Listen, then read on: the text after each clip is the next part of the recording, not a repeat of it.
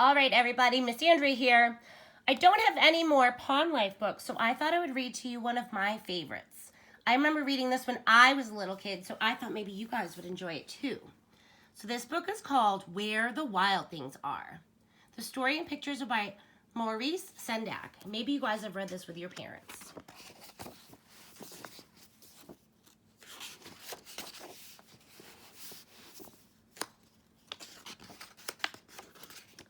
Ooh, those must be the wild things.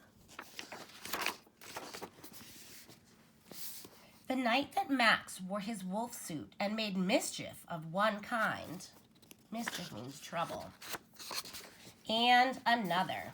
Oh boy, he's chasing the dog.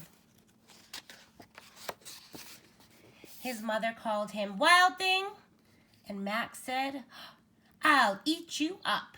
So he was sent to bed without eating anything.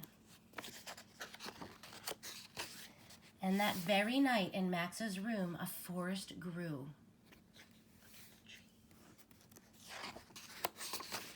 And grew.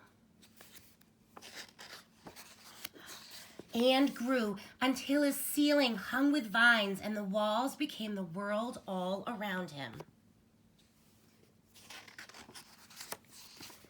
And an ocean tumbled by with a private boat for Max, and he sailed off through night and day.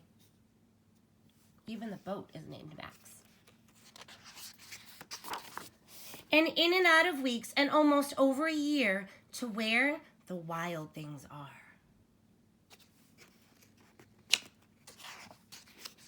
Oh my. And when he came to the place where the wild things are, they roared their terrible roars, and gnashed their terrible teeth, and rolled their terrible eyes, and showed their terrible claws.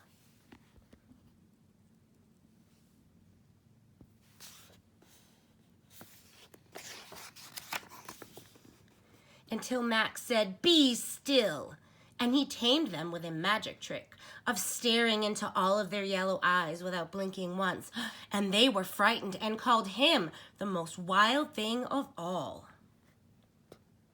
So they're afraid of him.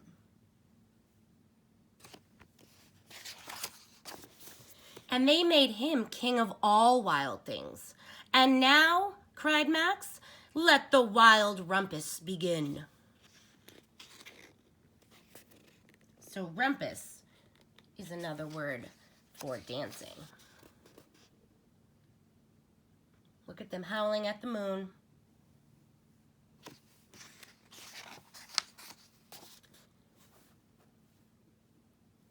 Hanging from trees.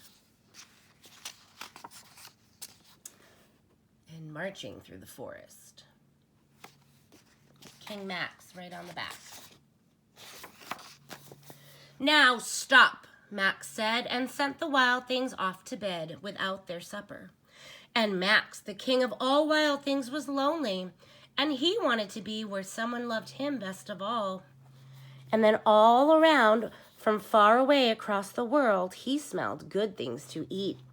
So he gave up being king of where the wild things are. But the wild things cried, "Oh, please don't go. We'll eat you up. We love you so." And Max said no.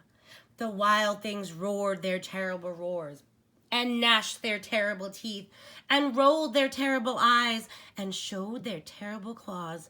But Max stepped into his private boat and waved goodbye. And he sailed back over a year, and in and out of weeks, and through a day, and into the night of his very own room, where he found his supper was waiting for him. He looks happy to be home. And it was still hot. All right, that's the end of our story. I hope you guys like that. All right, I'll see you guys next time. Bye.